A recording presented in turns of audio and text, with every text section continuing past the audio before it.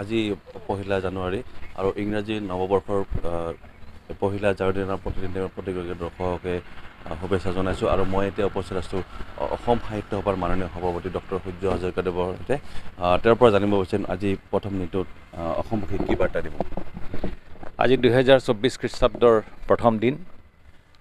আজিৰ দিনটোত 1846 খ্ৰীষ্টাব্দত শিৱসাগৰৰ পৰা অসমীয়া ভাষাৰ সূৰ্য উদয় হ'ব পৰাকৈ অৰুণোদয় নামেৰে এখন আলোচনী প্ৰকাশ কৰিছিল আমেৰিকান খ্ৰীষ্টিয়ান মিছনাৰীসকলে।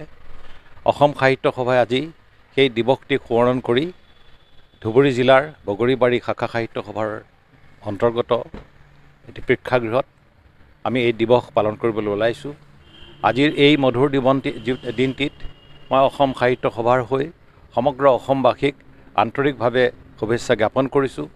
মই আশা কৰিছোঁ আগন্তুক বৰ্ষটিত অসমৰ সাহিত্যিক সমাজে সাংস্কৃতিক বা ক্ৰীড়া বা অন্যান্য বিশেষ বিভাগসমূহত জড়িত হৈ সাধনা কৰি থকা ব্যক্তিবৃন্দই বিভিন্ন ধৰণে আগুৱাই যাবলৈ সক্ষম হ'ব, অসমত শান্তি বিৰাজ কৰিব আৰু অসমীয়া ভাষা সাহিত্যৰ যথেষ্ট উন্নতি সাধন হ'ব, এই কামনা কৰি মই সমগ্ৰ অসমবাসী ৰাইজক পুনৰ আজিৰ এই শুভক্ষণত শুভেচ্ছা জ্ঞাপন কৰিলোঁ।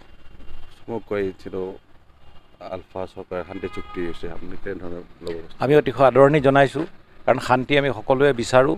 আলফা আৰু ভাৰত চৰকাৰৰ মাজত যিখন কেইদিনমান আগতে চুক্তি হৈছে, অসম সাহিত্য সভাই তাক আদৰণি জনাইছোঁ আৰু মই আশা কৰিছোঁ ইয়াৰ যোগেদি অসমত এটা সুদূৰ প্ৰসাৰী সুন্দৰ প্ৰভাৱ পেলাব।